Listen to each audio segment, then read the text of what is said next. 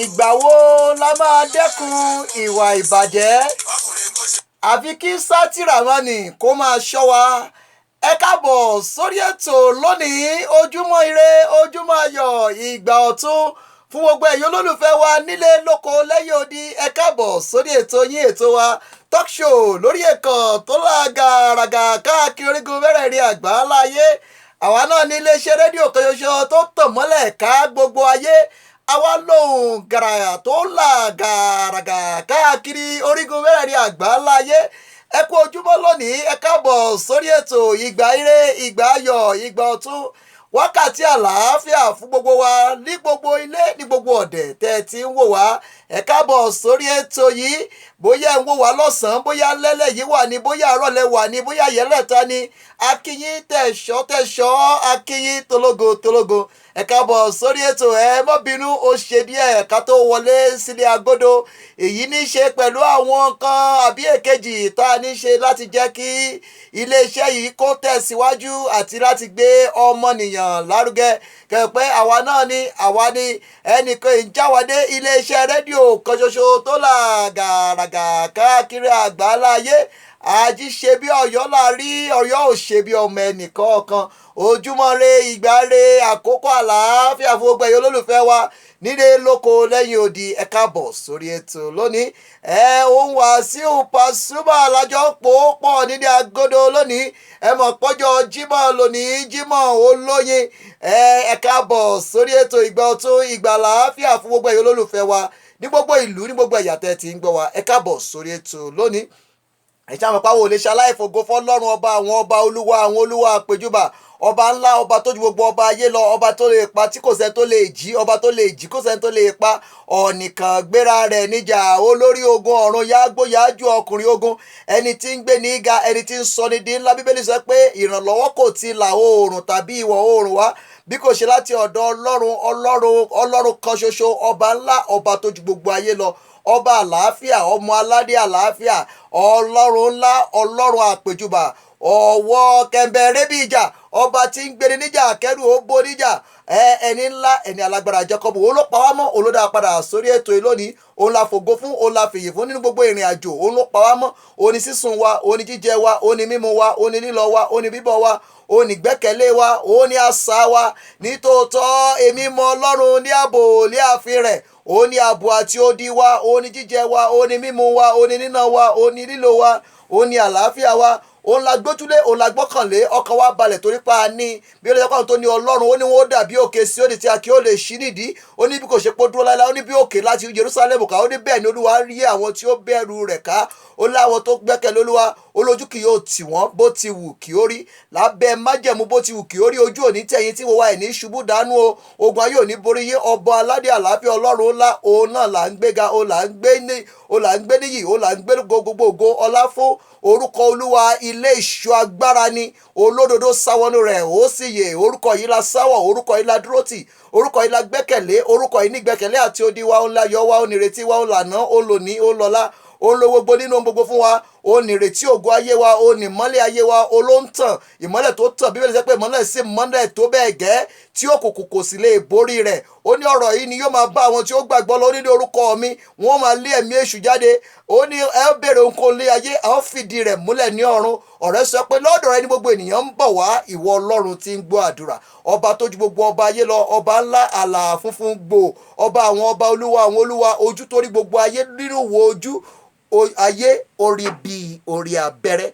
The African Porter, ọwọ́ rẹ náà ni ìwọ ló ń jẹ́ African Porter. Kò sẹ́ni tó ń jẹ́ bẹ́ẹ̀, ìwọ ni. Ìwọ làdìmúlà, olórúkọ ńlá àpèjúbà, ọba àwọn ọba, olúwa àwọn olúwa, ọlọ́run àwọn ọlọ́run, ọba ńlá, ọba àná, ọba òní, ọba ọ̀la, ọba tó ń gbéga, ọba tí ń yẹni, ọba tí ń ran lọ́wọ́, ọba tí ń tini lẹ́yìn, atinilẹ́yìn kójú má tini, olùrànlọ́wọ́ ayé wa. Ẹ mọ̀ páwo ò lè ṣe ohun kankan lórí ètò yìí láì ṣe kọ́kọ́ fògo fọ́lọ́run, ọba tó dá wa sí, ọba tó ní wa, ọba tó ní wa, ọba tó mọ̀ wá, ọba tó mọ̀ wá, ọba tó pè wá, ọba tó fi iṣẹ́ ìran wa. Ọ̀fiṣẹ́ náà ni kó tini lẹ́yìn. Àjọ ní iṣẹ́ làbẹ̀rù àbẹ̀rẹ̀ ẹni tá a jẹ fún. Ọkàn wa balẹ̀ torí pé inú rẹ̀ la dúró sí. A dúró sínú òkè tó yí gbogbo ayé ká, òkè rìbìrìtì tí ń polongo ayé, òkè tó dá ayé, òkè tó dá, òkè tó dá mi. Ọwọ́ ńlá tó ń bomi rin òkè ńlá, ọwọ́ tó ń fa igi kédárì ya, ọwọ́ tó ń bomi rin àwọn òkè ńlá, ọwọ́ tó mú kí abo àgbọ̀nrín kó bí wẹ́rẹ́, ọwọ́ ọ̀tún agbára, ọwọ́ Olúwa ní ògo nínú agbára, ọwọ́ Olúwa ló fa igi Kédárì ya, ọwọ́ rẹ̀ ló pín òkun pupa yíyà fún àwọn ọmọ Ísírẹ́lì, ọwọ́ rẹ̀ ló ṣe àwárí àké nínú òkun, ọwọ́ rẹ̀ ló mú kí Màríà kó bí Jésù. Nínú agbára títóbi ńlá rẹ̀ náà la fi dá ènìyàn. Ọwọ́ rẹ̀ ló ń jẹ́ kí ọmọ kó dàgbà, egungun ń dàgbà nínú aláboyún. Kò sẹ́ni tó lè mọ̀. Ẹnìkan wá ní kò sọ́lọ́run. Ṣé ẹ rí pẹ̀lú ẹni bẹ́ẹ̀ orí rẹ̀ ti dàrú? Ẹni tí ó bá ní kò sọ́lọ́run, ẹ lọ yọpọlọ rẹ̀ wò, nǹkan kankan ti ṣọpọlọ rẹ̀ ní. Ọlọ́run ọba àwọn ọba, olúwa àwọn olúwa. Lásìkò òjò rọ̀ sórí ilẹ̀, kò sẹ́ni tí ó bí pójò ṣe rọ̀. Òjò yìí tún wá ń rọ̀ sórí èèyàn burúkú, ó tún rọ̀ sórí èèyàn rere. Lásìkò òrùn yóò ran òrùn ń rọ̀ sórí èèyàn burúkú, ó tún rọ̀ sórí èèyàn rere. Lásìkò òru yóò ṣẹlẹ̀, yóò mú òru wá. Lásìkò ọ̀sán láì polongo rẹ̀, òrùn ó ràn lọ́sàn-án. Tó bá dásìkò òru, òṣùpá ó rọ̀ lóru. Tó bá di alẹ́ yóò jáde lágbọ́n agbára ńlá rẹ̀ ní. Ó ti ṣe gbogbo rẹ̀, ó ní master planner. Òun lọ́ba tó ní gbogbo ayé lọ́wọ́, òun ló ní kọ́kọ́rọ́ ayé, òun ló ń ṣí tí kò sẹ́ni tó lè tì, òun ló ń tì tí kò sẹ́ni tó lè ṣí, òun ló ní gbogbo ògo, òun ló ní gbogbo ọlọ́run, ló ní gbogbo èyìn. Ẹni tí ò mọ̀ ló ń fi ọ́ ṣeré, àwa mọ̀ ayé burúkú tí níwájú ìtẹ́ àánú. Àsọpọ̀ ṣé ọba àwọn ọba, olúwa àwọn olúwa, ọlọ́run àwọn ọlọ́run àpèjúbà, ọba tí kì í dójú tì ní, ọba tí kì í fini sílẹ̀. For those of you that you don't understand Yoruba, this is the African Portal, your one-stop media house, where everybody is important. Thank you so much for listening to this program. This is the African Portal. I'm just praising God. I'm calling him his name. He's mighty God. He's all-sufficient God. He's omnipotent God. He's Alpha and Omega. He's yea and amen. He's the one that can create. He's the one that can destroy. He's the one that can rebuild. He's the one that can kill, that no one can challenge him. He's Almighty God. He's all-sufficient God. He's the beginning and the end. He knows the beginning from the ends, and he knows the ends from the beginning. He's the one that we are praising.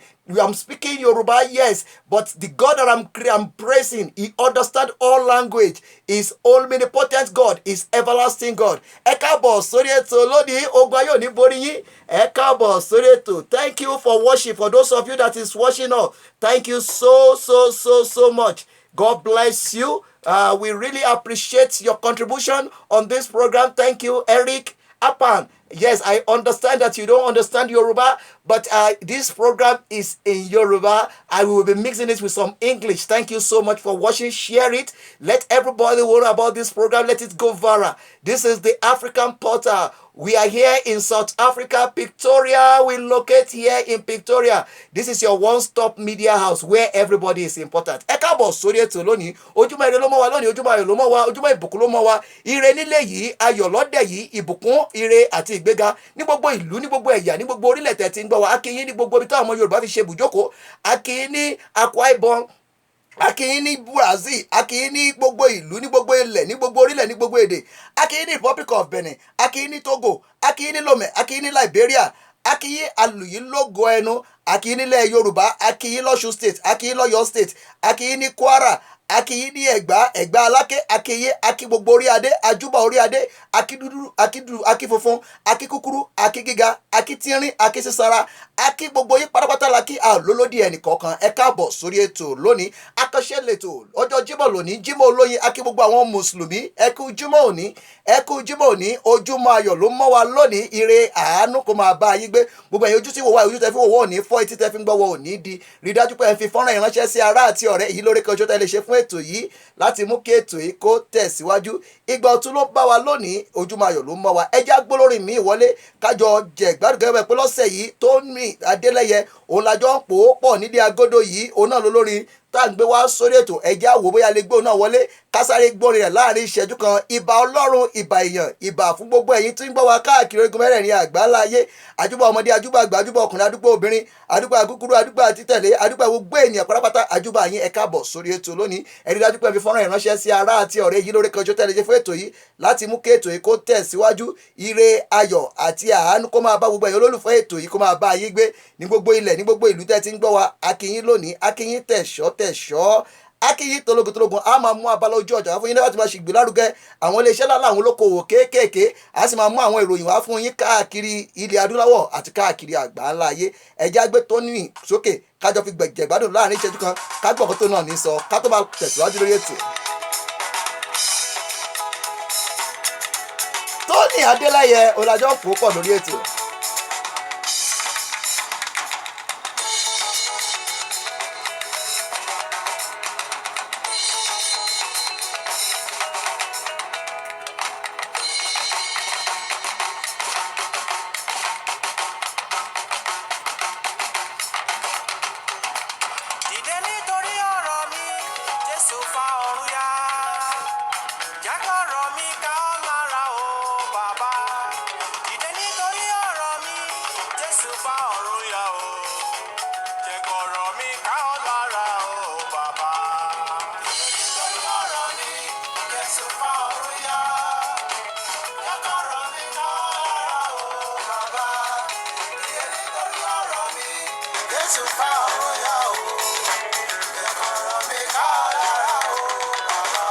kélédùà kó dìde nítorí ọ̀rọ̀ gbogbo wa kó fọ ọ̀run ya kó fi àṣẹ sí ìbéèrè wa gbogbo tẹ̀ ń béèrè gbogbo tọkàn yín fẹ́ kélédùà kó ṣe wọ́n fún yín ẹ̀ ní ṣubú dànù ogun ayé ò ní borí ogun ẹni tí wò wá yìí ogun ayé ò ní borí ń jẹ́ ẹ̀ ní ṣubú dànù má jẹ́ mo bí ò ní ṣẹlẹ̀ yín lórí ọ̀rọ̀ ayọ̀ nílé yín kò ní kúrò ọ̀rọ̀ ìbànújẹ́ kò ní wọlé yín ọ̀rọ̀ ìfòró kò ní wọlé yín ẹ̀ ní ṣubú dànù ẹ káàbọ̀ sórí ètò lónìí ojúmọ́ ire ló mọ́ wa lónìí ẹ káàbọ̀ ẹjá òbí alẹ́ gbẹ́nìkan tàbí méjì wọlé ojú òpó ti wà ṣíṣílẹ̀ yìí tẹ́ bá fẹ́ bá wa sọ̀rọ̀ ẹ lè pò wá wọlé sójú òpó ẹ jẹ́ ká jọ ṣe àjọṣe wa ní àjèjì ọwọ́ kan ni kò lè gbẹ́rù dórí orí ètò làwà nílé agodo nílùú Victoria làwà lórílẹ̀‐èdè South Africa níbẹ̀ la ti ń dá bí ẹ̀dùn tá a ti ń rọ̀ bí òwe èmi náà ni ọmọ yín ọ̀rẹ́ yín olólùfẹ́ yín olùdarí olùsọmọ olùṣọ́ àgùntàn Samuel Olúṣẹ́gun Olùsọ èmi lọ pápá dámọ́tò fọmọkùnrin bọ̀lẹ̀bọ̀lẹ̀ ọmọ sọ́sẹ́ ìsọ́sọ́ nkárí bíi kọ́lẹ́sí ọmọ oníyẹ ọjọ́ kẹfà tí ń ṣerúkú lẹ́lẹ́tò òjò òrí tiẹ̀ jẹ láti ilé ìyá mi èmi ló gidọ́pá bí ẹkùn bàbá mi ò sí nílẹ̀ ajásán tó bá ń bẹ́ lé adùnbù ẹ̀ràn fún mi jẹ èmi lọmọ orímọlúsì ọmọ ají fọwọ́rẹ̀ ṣe tiẹ̀ jẹ ẹ káàbọ̀ sórí ètò lónìí ìgbà eré ìgbà ayọ̀ fún gbẹ̀yìn olólùfẹ́ wa káàkiri mẹ́rin àgbà ńlá ayé àjọṣe wa lè tò yí àjèjì ọwọ́ kan kò lè gbẹ́rù dórí ẹni pé àjọṣe níta bájọṣe olóńlẹ́wà olóńlárinrin ẹ̀rí dájú pé fífọ́nrán ìránṣẹ́ sí ará àti ọ̀rẹ́ èyí lórí kan ṣo tẹ̀lé ṣe fún ètò yìí ẹ jẹ́ káwọ́ tá a bá lè rí àwọn èèyàn méjì àbí mẹ́ta gbé wọlé sórí ètò kétò kó tó bá tẹ̀ síwájú ẹ jẹ́ àti mọ̀ pé àwa ni ají ṣe bí ọ̀yọ́ la rí ọ̀yọ́ ò ṣe bí ọmọ ẹnìkan kan ojúmọ́ kan ara kan ìgbà ire ìgbà ayọ̀ ìgbà ìdùnnú ló mọ́ wa lónìí nílé agodo ẹ káàbọ̀ sórí ètò lónìí ojúmọ́ ire ojúmọ́ ayọ̀ ojúmọ́ ìbùkún fún gbẹ̀yìn olólùfẹ́ wa káàkiri orígun mẹ́rin àgbà láàyè ẹ káàbọ̀ sórí ètò lónìí ẹ̀já òwe alẹ́ gbóhùn bàbá wọlé ẹgbẹ̀ pọ́jọ́ jímọ̀ lónìí ọjọ́jọ́ jímọ̀ la máa ń gbé wọn wá láti ṣàdúrà fún gbogbo àwọn mùsùlùmí láti kíyí kú jímọ̀ bàbá ẹ̀ mọ̀ kú jímọ̀ òní. Assalamu alaikum sir. Maaleykum salaam wa rahmatulahi babarakatu ẹ káàbọ̀ sórí ètò yìí bàbá ọjọ́ jímọ̀ lónìí ẹ sì ti mọ̀ pé gbogbo ọjọ́ jímọ̀ la máa ń gbé yín wá láti kí gbogbo àwọn mùsùlùmí àti láti ṣàdúrà láti ṣe jímọ̀ fún gbogbo àwọn mùsùlùmí lórí ètò yìí láàrin ìṣẹ́jú kan ẹ sáré bá wa káwé wa kẹ́ ẹ dárúkọ yín fún wọn. Alhamdulillahi rabbil alamin ba'udhu billahi minash shaitani rajim bismillahir rahmanir rahim assalatu wassalamu ala sayyidina muhammad atamil anbiya'i nabiyil karim muhammad rasulullah sallallahu alaihi wasallam wa ala alihi wa sahbihi wa sallam mo kí gbogbo àwa ọmọ orílẹ̀ Nàìjíríà tí a ń tẹ̀lé ìlú sàtàfà pé a kú jímẹ̀ ní ọlọ́wà ní ká ṣe ọ̀pọ̀lọpọ̀ ẹ̀ láyé. àbí ọlọ́run. àbúrò nẹ́ẹ̀kọ́ Muhammad adẹ́kẹ́ gbogbo àwọn nǹkan wa tá a jẹ́ mùsùlùmí ní gbogbo àgbáyé pé ọlọ́wà ní ká ṣe ọ̀pọ̀lọpọ̀ jímọ̀ láyé àti gbogbo àwọn tá a jẹ́ ẹlẹ́sìn ìgbàgbọ́ náà tá a jọ fi ìlú sàtàfà ṣe lé ọlọ́wà jẹ́ ká máa rí dáadáa bára wa ṣe àlùbáríkọ́lá nẹ́ẹ̀kọ́ Muhammad ọlọ́rẹ̀ ní ṣe òpin jímọ̀ yìí yóò gbé orí fún gbogbo ẹ̀dọ́ ọlọ́nkọ̀ kan tó ń bẹ lórí ilẹ̀ ayé. àmì ọlọ́run ẹ̀rọ sà. àmì ẹ káàbọ̀ sórí ètò lórí ètò lọ́sẹ̀ yìí ohun tá a yànnàná òun náà ni ìlera nínú ọpọlọ àti àìlera nínú ọpọlọ èyí táwọn olóyìnbó pè ní mental health èyí nìkan tí à ń yànnàná lórí ètò yìí lọ́sẹ̀ yìí bí àgbàlagbà ẹ̀sìn àti bí ẹni tó ti róko tó sì ti rọ́ṣà tó sì mọ̀ nípa àwọn nǹkan tí a lè pè ní ìlera nínú ọpọlọ àbí nínú ara kí nìkan tẹ́yìn rí sọ kí ni èrò tiyín nípa rẹ̀. ẹ ló mú gbáyé bàbá. nípa ọ̀rọ̀ ẹ ló bàbá à ń sọ̀rọ̀ nípa ìlera nípa nǹkan tó jẹ́ ìlera ara bí àwọn èèyàn ṣe lè wà ní ìlera nínú ara àti nínú ọpọlọ àti nínú ẹ̀mí kí nìkan tẹ́yìn rí sọ nípa rẹ̀ ń tà ń sọ náà ní pé ọ̀pọ̀lọpọ̀ èèyàn ni ó jẹ́ pé láyé lónìí oògùn olóró ni wọ́n ń mu ẹ bá wa gbà wọ́n níyànjú wípé nǹkan wọ̀nyí kò dáa fún ara wa kò sì dáa fún ọpọlọ wa. ẹ ṣé mo dúpẹ́ olóòtú ọlọ́mọba yóò fún wa ní àlàáfíà tó pé inú ara ẹnì kọ̀ọ̀kan wa bí ayé ṣe ń lọ yìí àti bó ṣe ń bọ̀ láti ẹ̀ gbogbo àwọn ẹ̀dẹ́ yẹn a gbọ́dọ̀ ṣọ́ra láti jẹ́ pé gbogbo tí ò bá wúlò fún ara a gbọ́dọ̀ máa ṣọ́ra fún ní jíjẹ ni o àti ní mímu ni o a gbọ́dọ̀ ṣọ́ra ọ̀pọ̀lọpọ̀ oúnjẹ àwọn ọ̀pọ̀lọpọ̀ nǹkan ní àwọn ẹ̀dá lórílẹ̀‐èdè ayé sì láti sọ lóúnjẹ bí ká máa mu sìgá bí ká máa mu olóró bí ká máa mu igbó bí ká máa mu kokéè gbogbo àwọn nǹkan yìí ó ń ṣe àìlera fún ara nínú àgọ́ ara ó lè ń ba àlàáfíà ara ẹ̀dá jẹ́ gbogbo àti ìmọ̀ ti ń kún fún ìmọ̀ mu sìgá ìmọ̀ mu ògùn olóró ìmọ̀ mu gbó all these things is affect internal structure of human being tó dẹ̀ jẹ́ pé a gbọ́dọ̀ ṣọ́ra fún torí pé kí ni ìlera lọ́rọ̀ àlàáfíà ara wọn ló ṣe pàtàkì ọ̀pọ̀lọpọ̀ ẹlòmíín tọ́lọ́run wọn bá dá tọ́lọ́run ṣe ayé kò yóò lò bí ọgọ́rùn ọdún láyé tó wá fi jíǹjìlẹ̀ ayé ẹ̀ ó mu ìmúkúmu oúnjẹ ìjẹkújẹ gbogbo àwọn nǹkan wọ̀nyí ó dẹ̀ ń ba inú àgọ́ ara jẹ́ ni a gbọ́dọ̀ ṣọ́ra fún un. And again àwọn ọmọ wa náà a gbọ́dọ̀ máa fi wọn ṣàkíyèsí ká máa bá wọn sọ̀rọ̀ wà especially àwọn ọmọ wa tí wọ́n lọ school lóde lásìkò yìí kí wọ́n ṣọ́ra fún àwọn nǹkan tí Ọlọ́run bá kọ̀ tọ́lọ́run ò ṣe lẹ́tọ̀ọ́ ìyẹn tó gbọ́dọ̀ jìnnà sí. Àwọn ẹran míì náà ń bẹ tọ́lọ́run bá dá sórí ayé ọgbọ́n Ọlọ́run jẹ́ ká mọ̀ nínú Kùránì ni nínú ìwé mímọ́ ni pé ká jìnnà sí gbogbo àwọn nǹkan yìí náà ó náà ń fa àrùn sínú àgọ́ ara àwọn ewé míì náà wà tó jẹ́ pé tí ò bá fa tí àwọn elétò nípa àrùn ara tí wọ́n bá ṣàgbéyẹ̀wò lórí ẹ̀ ìyẹn kò gbọ́dọ̀ dédé máa mú àgbo kan nísìn ó máa mú ewé kan kó dédé máa lò ó bá àwọn nǹkan ìyá gbọ́dọ̀ ṣọ́ra a lè gbọ́dọ̀ máa dá àwọn ọmọ wa lẹ́kọ̀ọ́ ìjẹkújẹ ìmukúmu níléèwé ká má tẹ̀gbẹ́kẹ́gbẹ́ débi pé wọ́n àti àwọn ọjọ́ wọ́n máa mu igbó wọ́n máa mu sìgá wọ́n máa mu nǹkan olóró gbogbo àwọn nǹkan ìyá gbọ́dọ̀ ṣọ́ra òun gan ló fa tó jẹ́ pé ọpọlọ ẹlòmíì ò pé lásìkò tá a wà yìí nínú tó lẹ̀ tó ń fa pé kí ọpọlọ ẹ̀dá má pè náà ní tí ẹ̀dá ọba ti máa sùn lásìkò ká máa lọ klọ́ọ̀bù ká máa gbóòrù ká máa ṣe gbogbo àwọn nǹkan ẹ̀rọ àwọn nǹkan yìí ó ń ba inú àgọ́ ara jẹ́ ó dẹ̀ ń ba ohun tó wà dẹ̀ ti ba inú jẹ́ ó máa ba ọpọlọ jẹ́ ni. ẹ ṣeun bàbá ẹ ní ṣubú dànù ogun ayé òní borí yín láàrin ìṣẹ́jú kan ẹ bá gbàdúrà fún gbogbo àwọn mùsùlùmí lónìí tí ń ṣọjọ́ jímọ̀ ẹ bá gbàdúrà fún wọn àdúrà jímọ̀ ẹ bá gbàdúrà fún gbogbo àwọn mùsùlùmí àti gbogbo àwọn tó ń gbọ́ wa.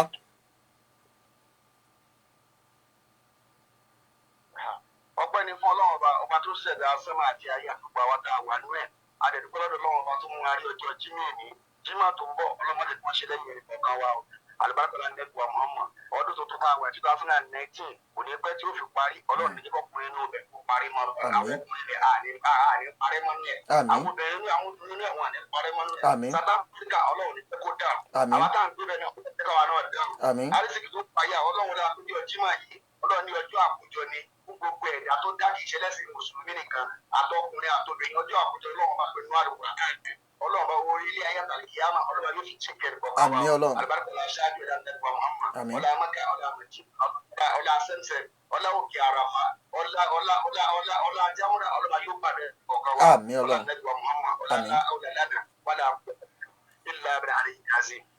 ẹ ṣe bàbá ojú òní tìyẹn ní ṣubú dànù àwọn ẹlòmíì ò fẹ́ láti mọ̀ sí nípa yín ẹlòmíì sì fẹ́ pè yín amọ̀páyé ni olùdarí àti olùdásílẹ̀ ẹgbẹ́ Salama Muslim Association tó wà ní Shanguve ẹ bá fáwọn èèyàn ní nọ́mbà yín àti ẹ̀rọ ìbánisọ̀rọ̀ fáwọn tó bá fẹ́ ìrànlọ́wọ́ àdúrà sí àbí ìyànjú. orúkọ mi ni Alhaji Kazeem Ojúadé ọmọ Suleiman ilé ọ̀dọ̀ mi ni 425 block pb Shanguve ní ìlú South Africa bíi ẹ̀rọ ìbánisọ̀rọ̀ fún ẹni tó bá fẹ́ pè ní fún ìbéèrè àbí fún nǹkan míì 071 043 5163 lẹ́ẹ̀kan sí 071 056 07156 071 043 5163. ẹ tún pè lẹ́ẹ̀kan sí bàbá. 071 043 5163. ẹ ṣeun ojú òní tìyìn ìbànújẹ́ yóò ní kọlù yín ọmọ aráyò ní rẹ́yìn yín ẹ̀ ní ṣubú dànù gbogbo ẹ̀yin mùsùlùmí ní gbogbo orílẹ̀-èdè South Africa nílùú Pretoria ní Shanguve ẹ lọ sí Salama Muslim Association Ọlọ́run gbàdúrà ń bẹ̀ ibẹ̀ Ọlọ́run ẹ gbọ́rọ̀ Ọlọ́run ọ̀rọ̀ tí ó tún ayé yín ṣe tí ó mú yín tẹ̀síwájú ẹ gbọ́ níbẹ̀ bàbá ojú òní tìyìn àjọṣepọ̀ lórí ètò yóò ní bàjẹ́ ìgbàgbọ́ àti ìdùnnú tẹ́ ẹ ní nínú ètò yìí tẹ̀sí nínú èdè àti ìgbélárugẹ èdè Yorùbá ó jọ wá lójú ẹ ṣeun ojú òní ìbàjẹ́ ayé òní bá yín o ẹ ní fọrí ẹ ní fọwọ́ ṣẹpá ẹ ní ṣẹpá lọlé ẹ sì ní fọwọ́ járí lọlé lágbára Èdùmàrè yóò máa ju yín ṣe á máa rí yín bá ẹ ṣeun ó dìgbà kan ná ó dàbọ̀ ẹ ṣeun ayẹyẹ wa àwọn ọlọ́lágbọ́lé o olùdarí àti olùdásílẹ̀ Salama Muslim Association tó wà ní Shanguve nílùú Pretoria lórílẹ̀‐èdè South Africa àwọn ọlọ́lágbọ́lé o ẹ jẹ́ ká wò ó ẹni tá a jọ yànnàná lórí ètò yìí ó Sheik oore ló pé ẹ jẹ́ ká òbí alẹ́ gbé wọlé sórí ètò kájọ yànnàná kájọ ṣe kòǹkárí ètò tọ̀sẹ̀ yìí kẹ́fẹ́ pé àwa àti wọn látijọ́ pòópọ̀ látọjọ́ ajé ẹjá wo abalẹ̀ wọn gbé wọlé tábàdàn gbé wọlé àjọ parí ìtajọ ń bá bọ̀ látọjọ́ ajé tábàdàn wọn gbé wọlé ètò ó máa tẹ̀ síwájú ẹjá sọ pé àjọṣe wa ní àjèjì ọwọ́ kan kò lè gbẹ́rù dórí àwa náà ní àwọn iléeṣẹ́ rédíò kan tó là gàràgà káàkiri mẹ́rin àgbà ńlá ayé àjí ṣe bí Ọ̀yọ́ láàrí Ọ̀yọ́ ò ṣe bí ọmọ ẹnì kọ̀ọ̀kan ojúmọ́ kan ara kan àwa lára kéńgé àwa níbi tí Elédùmarè gbé kalẹ̀ láti máa gbọmọ ènìyàn níyànjú àwa là ń gbà yín níyànjú lórí àwọn nǹkan tó yẹ ká mọ̀ nínú ayé ọ̀làjú yìí àtàwọn nǹkan tó yẹ ká mọ̀ nínú ìrìn àjò ayé àgbékalẹ̀ ètò yìí ọlọ́run ní gbogbo tá à ń sọ lórí ètò yìí ọlọ́run ní ọ̀rọ̀ tí ń jábọ́ tẹ́ni tó ń sọgun ò mọbi tó ti wá ọlọ́run ló fi rán wa ẹni tó rán níṣẹ́ làbẹ̀rù àbẹ̀rù ẹni tá a jẹ fún adúró tọ́ ọlọ́run ni kì í jogún òfo ọlọ́run ládúró tì òun la gbójúlé òun ìrànlọ́wọ́ wa òun ló dí wa òun là bó wa ẹ ṣáà rántí pé èdè Yorùbá èdè yìí pé èdè tá a lè sọdà láàrin ọjọ́ àwọn èdè Yorùbá ẹ máa sọ sọmọ yín ẹ rí i dájú pé èdè yìí ẹ gbé lárugẹ èdè àti àṣà ilẹ̀ Yorùbá ó jọ wá lógún ẹ rí i dájú pé èdè yìí àsọsọmọ wa òun bàbá Sheik oore ló pé wọ́n ti wà lójú òpó bàbá ẹ̀ máa kú ojúmọ́ lónìí ẹ káàbọ̀ sórí ètò yìí. Mo kí gbogbo ilé mo kí bọ̀dá wa sísan ẹkú iṣẹ́ àgbéga olúwa bàbá yín o. àmì Ọlọ́run ẹ̀ka àṣeyọrí lórí ètò. àmì Ọlọ́run ẹ ṣeun ẹ kú atótónu láti ọjọ́ ajé lónìí ní ṣọjọ́ Jímọ̀ láàrin ìṣẹ́jú kan àfa Ọlọ́run kan ti wọlé ó ti ṣàdúrà fáwọn èèyàn lórí ètò yìí ṣùgbọ́n àdúrà ń pọ̀ jù òní tí ń ṣọjọ́ Jímọ̀ ẹ sáré bá wa ṣàdúrà láàrin ìṣẹ́jú kan fáwọn mùsùlùmí àtàwọn tó ń gbọ́ wa lórí ètò yìí. gbogbo àwa tí a wà lórí èpò kọ́kọ́ta olúwa ni ọba alágbára jùlọ kúrẹ́sì ni alágbára jùlọ ní gbogbo àyè gbogbo ìgbésẹ̀ wa nínú ayé olúwa má jẹ́ kó dààmú wa. àmín. àránṣẹ́ olúwa jẹ́ kó wá bá wa. àmín Ọlọ́run. ibi àgbéga ni kó jẹ́ kó ti máa bá wa. àmín. gbogbo wàhálà tí ń dààmú ayé lẹ́nu ọlọ́run má jẹ́ kó kàn wá. àmín Ọlọ́run. fi ayé ìfẹ́ wá lọ́rùn. àmín o. wọ́n ti ọjọ́ ìgbéga àlùkìyámọ̀ ẹ̀ka tó bá rọrùn pàdé lọ́dọ̀ olúwa. àmín Ọlọ́run. wọ́n fi ayé jẹ wá kó fàrí àlùjẹ́mẹ̀ jẹ wá olúwa ṣàánú fún wa láyé bí àti ní gbogbo oṣù tó bá wa gbogbo àwọn tí wọ́n wà lórí ètò pátá a kí wọn a ṣàdúrà fún wọn wọn máa rágbèga. àmín Ọlọ́run. nínú ibi tí oníkàlùkù wa wà ní ìlú kọ̀ọ̀kan káàkiri àwọn Yorùbá ti London mẹ́wàá àti gbogbo ibikíbi tí a bá wà nínú ayé olúwa jẹ́ ká máa ṣàṣeyọrí o. àmín Ọlọ́run. àṣeyọrí ni kò jẹ́ kó máa jẹ́ tiwa. àmín Ọlọ́run. agbára rẹ ni kò fi gbọ́ wa mú olúwa. àmín Ọlọ́run. ṣàánú fún olúwa. àmín. ọba tiwa jẹ́ olúwa. àmín Ọlọ́run. gbogbo ibikíbi táwọn yẹn bá ti ń gbọ́ wa olúwa ohun tí wọ́n bá fẹ́ wọ́n máa ń béèrè lọ́wọ́ lákòókò yìí olúwa wọn bá a fàṣẹ sí. àmín Ọlọ́run. wọ́lá àmín wọ́lá àmín wọ́lá àmín. ẹ ṣeun bàbá ojú òní tìyẹn ní ṣubú dáná ogun ayé òní borí májèmí bí oníṣẹ́ lóyún lórí. For those of you that don't understand what you are saying, this is the African Portal, your one-stop media house. This is where you can learn Yoruba. This is where we discuss things that have to do with life. The African Portal, we promote African culture and African heritage and our values. What we are discussing today, this week, we're discussing things that have to do with health, mental health, how we can live our life in a healthy way. That is what we are discussing on this program. Bàbá ojú òní tìyẹn ní ṣubú dáná ogun ayé òní borí yín lọ́sẹ̀ yìí ọ̀pọ̀lọpọ̀ èèyàn ń gbọ́ wa ń létí kó wọn gbọ́ èdè nígbàtí lọ́sẹ̀ yìí látọjú ajé láti ń yànnàná ohun tí à ń pè ní mental health ìlera àbí àìlera nínú ọpọlọ láàrin ìṣẹ́jú kan bàbá torí àsìkò wa ti lọ ẹ sáré wàá gba àwọn èèyàn wa níyànjú ọ̀nà tí àwọn èèyàn òní ní ọjọ́ tó kẹ́yìn nínú abala ètò yìí ẹ bá gbà ní ọ̀nà táwọn èèyàn lè gbà tán lè fi wà nínú ìlera ní àwọn àkókò tí ń bọ̀ a máa sọ̀rọ̀ nípa ìbínú anger a máa sọ̀rọ̀. ẹ máa tẹ̀síwájú bàbá. àdúrà àjíkàdúrà wa gbà.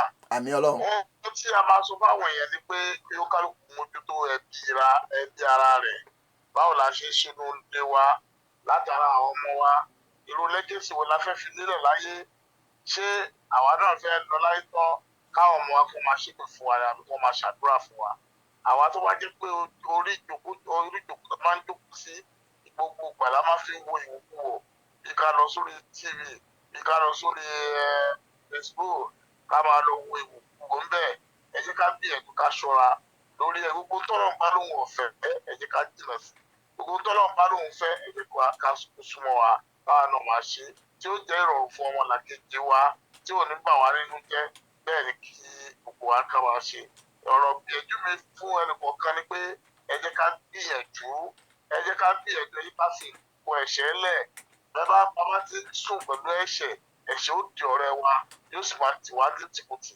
ẹ jẹ́ ká ṣọ́ra nítorí pé gbogbo bí táyé pé ìlọ ìgbàlẹ̀ àṣírí la wà yìí o ìgbà ìrọ̀lẹ́ ayé la wà, ìgbà tó mọ ọmọ bàbá mọ́, ìgbà tí bàbá ọmọ ọmọ mọ́, ìgbà tí ìyá ọmọ ọmọ mọ́, tí bàbá ọmọ mọ́. Olúwa kó ṣàánú wa o. Gbogbo ibi tí tiwa bá máa já sí jẹ́ kó máa já sáyọ̀ ní kó máa já sọ́pẹ́. Àmín Wọ́n lá Ọlọ́run. agbára rẹ̀ àti ògo rẹ̀. Àmín. Àmì Ọlọ́run. Bàbá kẹ́ tó máa lọ kó lórí ètò lónìí kẹ́wẹ́ pé èní ni àṣekágbá ohun tá a ti ń bábọ̀ láti ọjọ́ ajé. Lára àwọn nǹkan tí ó máa ń dá ìfòòró àti wàhálà sínú ọpọlọ ó ní àìsùn tó àti àìnísinmi tó. Ọ̀pọ̀lọpọ̀ èèyàn iṣẹ́ iná ni o làálàá kòókòó jàǹjàǹ làálàá kòókòó jàǹjàǹ lọ̀pọ̀lọpọ̀ èèyàn bá káàkiri. Ẹ sáré máa gbà àwọn èèyàn wa níyànjú pàtàkì pé ká máa nísinmi pàápàá nígbà tí àwọn nǹkan bá dàbí ìgbà pé ó nira ká máa ní ìfọ̀kànbalẹ̀ èyí táwọn olóyìnbó ń pè ní inner peace. Ẹ bá gbà wọ́n níyànjú lórí rẹ̀. Àwọn nǹkan mẹ́ta ni ó ṣe pàtàkì fún wa tó yẹ ká mọ̀. Àkọ́kọ́ níbẹ̀ ni pé tí èèyàn bá fẹ́ kí gbogbo àwọn nǹkan tá à ń wí ó jẹ́ ti tèèyàn nínú ayé, àkọ́kọ́ òun náà ni pé kí èèyàn máa sùn dáadáa. Nítorí pé nínú ohun tá a bá ń sùn yẹn, À ń gbọ́ yín. nínú nǹkan tí máa jẹ́ sí pé máa jẹ́ kí ara kú lálàáfíà, kí ọkàn lálàáfíà, kí èèyàn sì ká dáadáa tó. Nǹkan tó tún máa ń ṣẹlẹ̀ ní ẹlẹ́ẹ̀kejì òun náà ni pé ká máa rí pé à ń jẹ oúnjẹ tó dáa, oúnjẹ tí ó ṣe kí ni oúnjẹ tó dáa.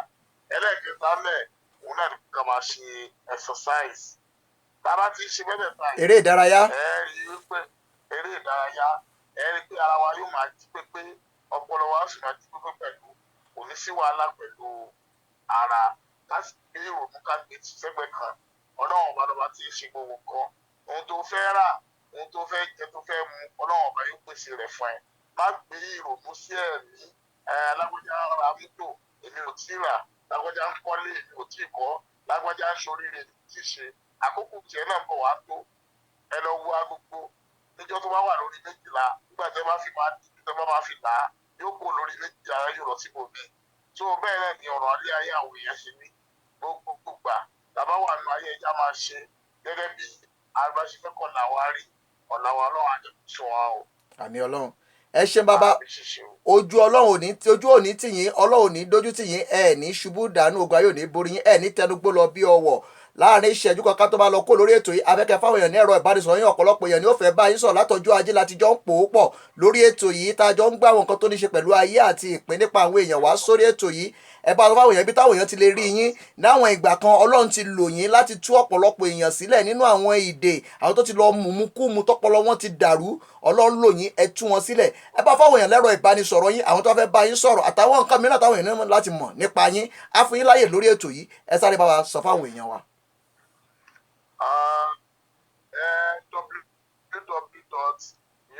www.newslamaba.org òun náà ni wẹ́bsáìtì wa. Fóònù nọ́mbà tí èèyàn lè pè wá sí ní ìlú South Africa òun náà ni +278 1721 4030 lẹ́ẹ̀lẹ́ẹ̀ +278 1721 4030. Tí ẹ bá sì fẹ́ pè wá láti tí èèyàn bá pè ní sórí yẹn, tí èèyàn bá fẹ́ pè sórí kejì +277 21 73 8008. Àwọn nọ́mbà wa méjèèjì ni mo ti pè yín. Ẹ ṣé bàbá.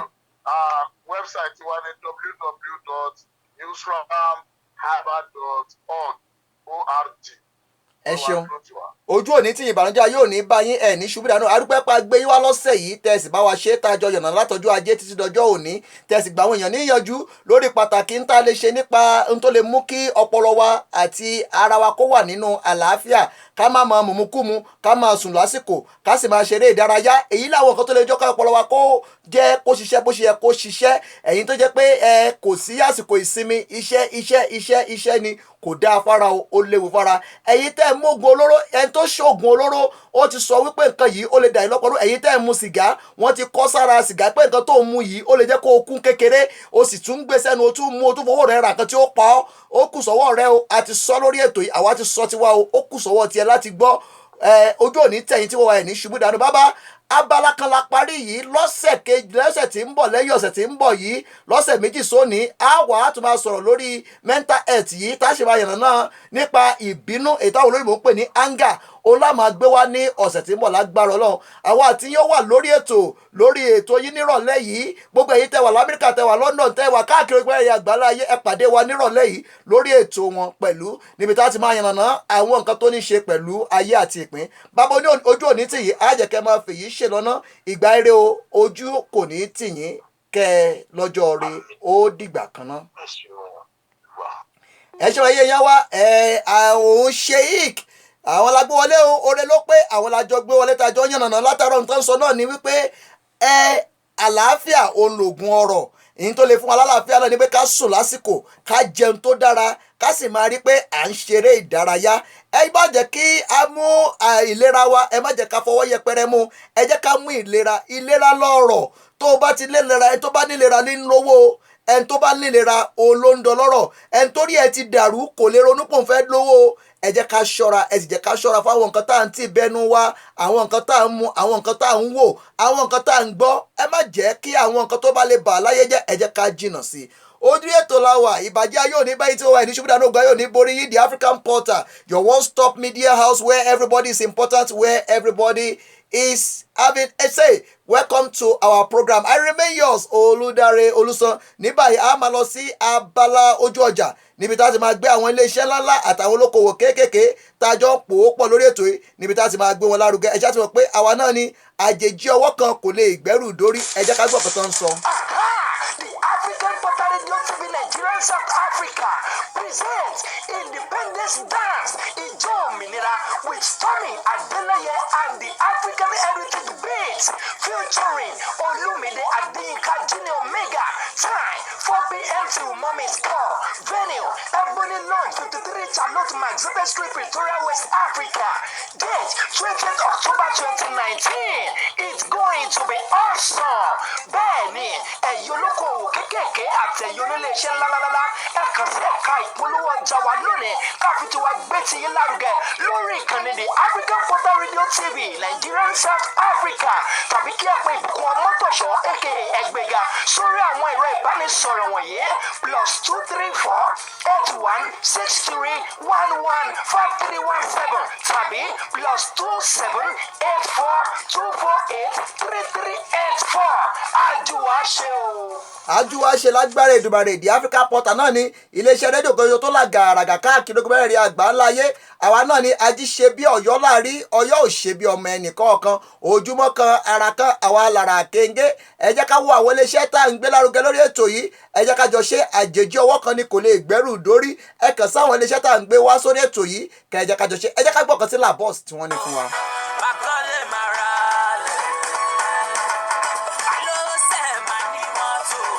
Yes, if you are looking for a shipping company that provides a worldwide freight forwarding service for your shipment without stress, look no further than Labor Freight Services Solution with a reliable, efficient, and prompt air freight and shipping service you can trust us. Let us handle your good from origin to your doorstep. Contact us today at Sunnyside, Excellent Store, Room 518, 202 Robert Sibukwe Street, Pretoria, South Africa. Telephone +27123410601 or +27735805333. Labor Freight Services Solution, best among others, powered by the African Portal Radio TV. àwa náà ní the African Portal iléeṣẹ́ rédíò kan ṣo tó là gàràgà káàkiri ogun mẹ́rin àgbáńláyé àwa ni ají ṣe bí Ọ̀yọ́ láàrí Ọ̀yọ́ ò ṣe bí ọmọ ẹnìkọ̀ọ̀kan ẹ jẹ́ ká gbọ́kàn tí Gbemsys Cake tí wọ́n ní fún yín. Yes, are you looking for a special cake for a special day? Beautiful cakes for beautiful occasions with exceptional taste. Gbemsys Cake is now at your doorstep here in Pretoria, South Africa. The best cake you've ever tasted for your wedding cakes, birthday, anniversary, graduation, and so on. Come taste the difference because without us, it's just a cake. Let us create joy for you. For more inquiries, call 0626172 513 or 084-480-0072. Bemson's Cake and Baking, taking your celebration to a whole new level. Powered by the African Portal Radio TV. àwa náà ni the African Portal iléeṣẹ́ rédíò tó lágàràgà káàkiri orílẹ̀-èdè àgbáláyé. ẹ jẹ́ ká gbọ́ ọ̀kan sí Christ Vision College tó wà nílùú Ìkòròdú lábẹ́ olórí alàgbà Ògúnyínká. ẹ jẹ́ ká gbọ́ ọ̀kan tó ní fún wa.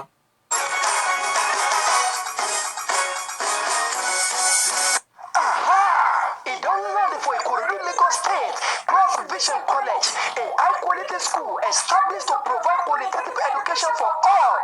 No wonder the tuition fee are affordable, with high-qualified, well-trained and groomed teachers with ability to impact knowledge.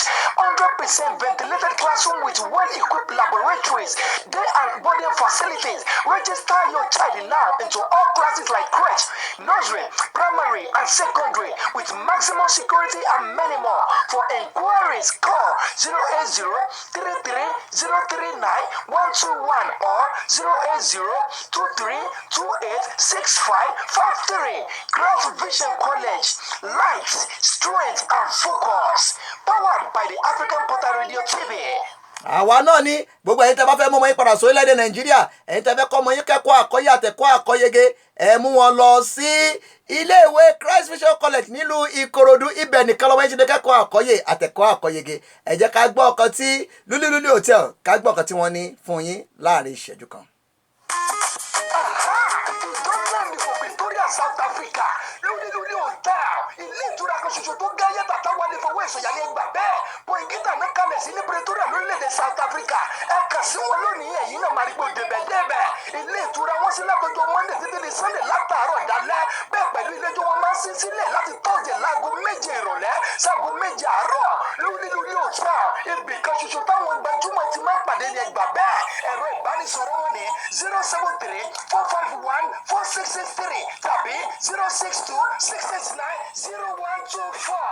Lúlí Hotel, your one-stop entertainment center where you can enjoy yourself. Powered by the African Portal Radio TV. àwa náà ní ẹ jẹ́ ká túbọ̀ kan tí Labos tán ní fún wa. Lúlí Hotel lámúwá fún yín o. ilé ijó wọn ti ṣí látọjọ́ àná lábẹ́ olùdarí bàbá Ọ̀túnba Fẹ́mi Jayesimi. ojú òní tìyín, ìgbàgbọ́ tẹ́ nínú èdè Yorùbá ó jọ wá lójú.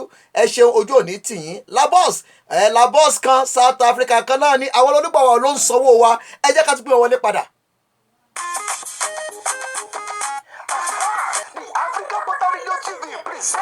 Laboratory Services Solution, ilé-iṣẹ́ kan ṣoṣo tí wọ́n ti ń bá ní gbèrú káàkiri orígun mẹ́rẹ̀ẹ̀rin àgbáláyé.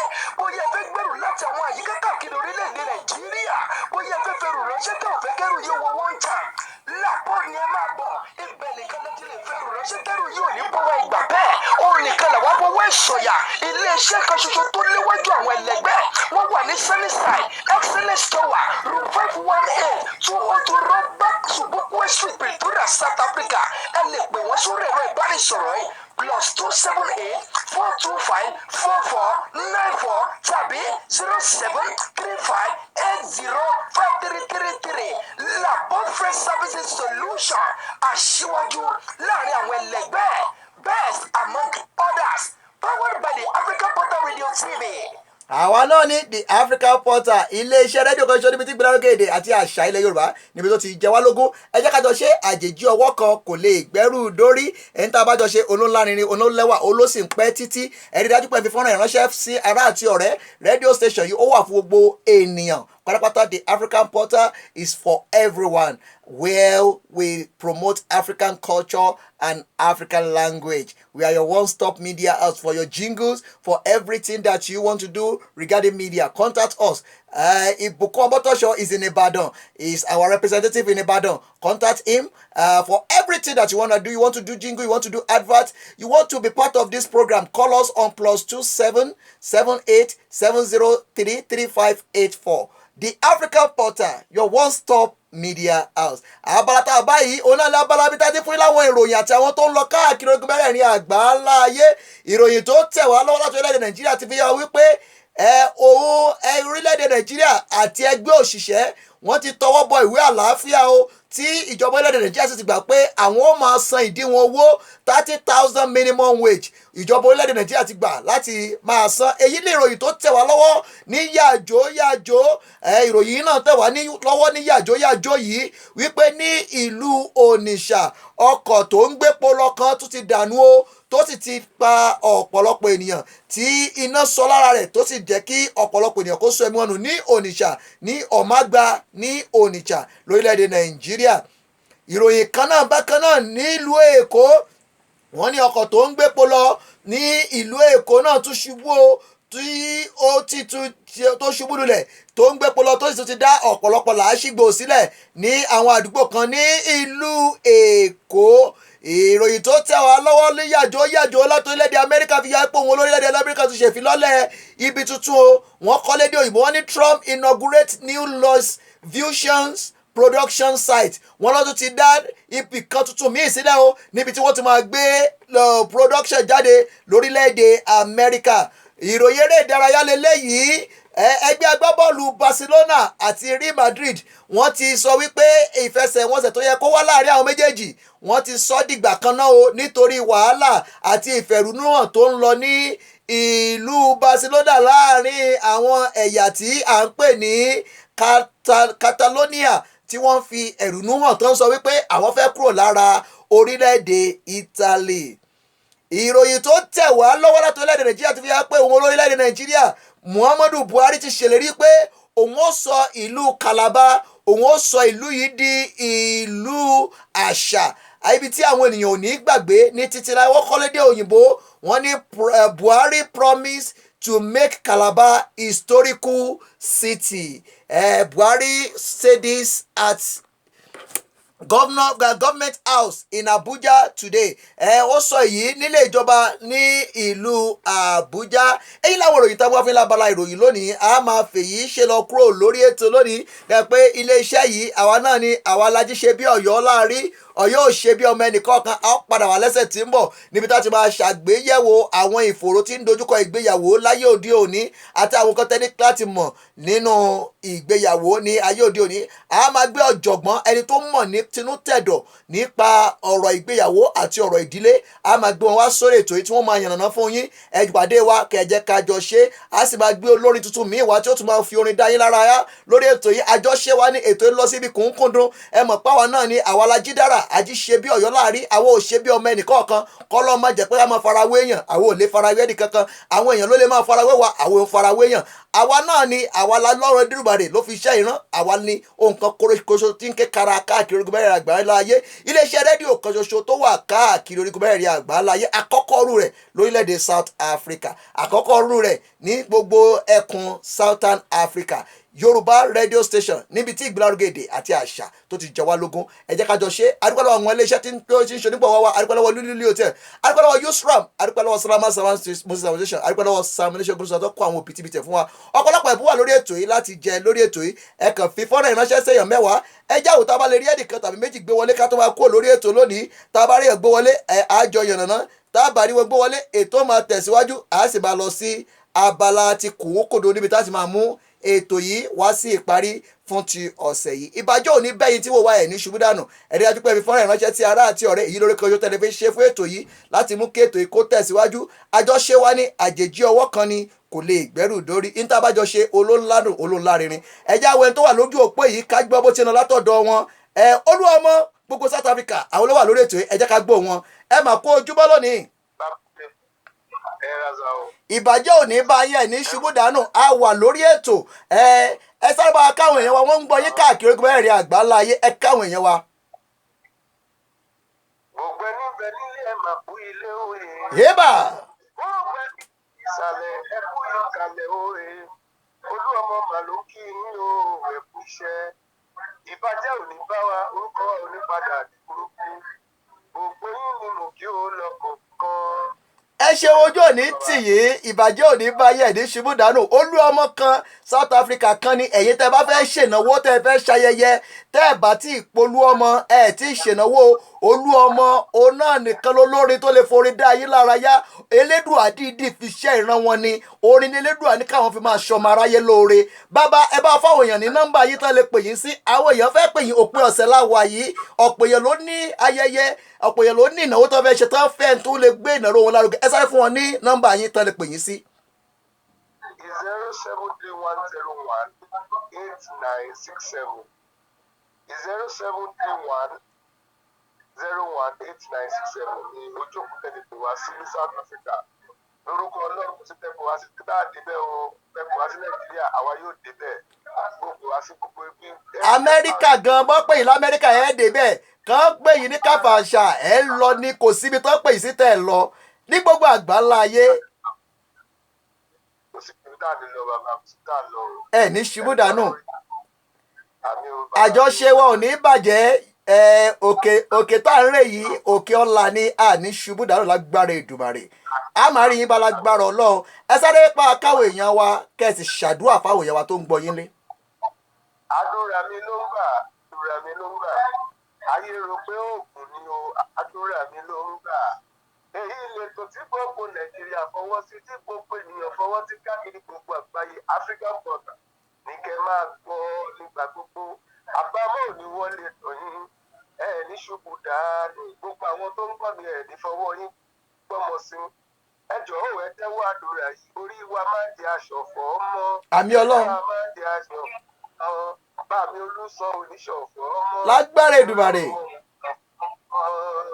àní ṣọ̀fọ̀ ọmọ lágbára Èdùmàrè ire nílé yìí ayọ̀ lọ́dẹ̀ yìí ire kó máa bá yín gbé o ká lọ́jọ́ rẹ ọ̀sẹ̀ òpin ọ̀sẹ̀ láwa yìí ọmọ aráyò ní kọrin a ó pàdé létí odò lé wa lórí ẹ ṣé bàbá kẹ lọ́jọ́ rẹ o kẹ nígbà rẹ a máa rí yín bá àgbè yín wọlé nígbà míì ná ó dàbọ̀ ná ó dàbọ̀ ẹ ṣe wọ̀nyí èèyàn wa a máa fèyí ṣe lọ olú ọmọ la gbé wọlé sórí ètò òǹlàjọ yànnàná lórí ètò ìbàjẹ́ òní bá yín ẹ̀ ní ṣubú dàdógba yóò ní borí yín a máa fèyí ṣe lọ kó lórí ètò lónìí ẹ jẹ́ ká wò ó dà pé òun Tómi Adélẹ́yẹ wà lórí ètò ẹ jẹ́ ká gbọ́ ọ̀kan táwọn náà ní sọ fún yín ẹ gẹ́tù wọ̀ pé lọ́jọ́ Sunday yìí Tómi Adélẹ́yẹ yóò wà ní Ebony Lodge níbi tí ó ti máa forin dá yín lára yá gbogbo èèyàn ẹ débẹ̀ Tómi Adélẹ́yẹ yóò wà ní Ebony Lodge ẹ jẹ́ àwọn náà bóyá wà lójú òpó bóyá a lè gbọ́ láàrin ìṣẹ́jú kan ẹ rí dájú pé ẹ débẹ̀ ní gbogbo ẹ̀yin tẹ́ wà nílùú Victoria tẹ́ wà ní Johannesburg Tómi Adélẹ́yẹ yóò máa forin dá àwọn èèyàn lára yá ní Ebony Lodge ní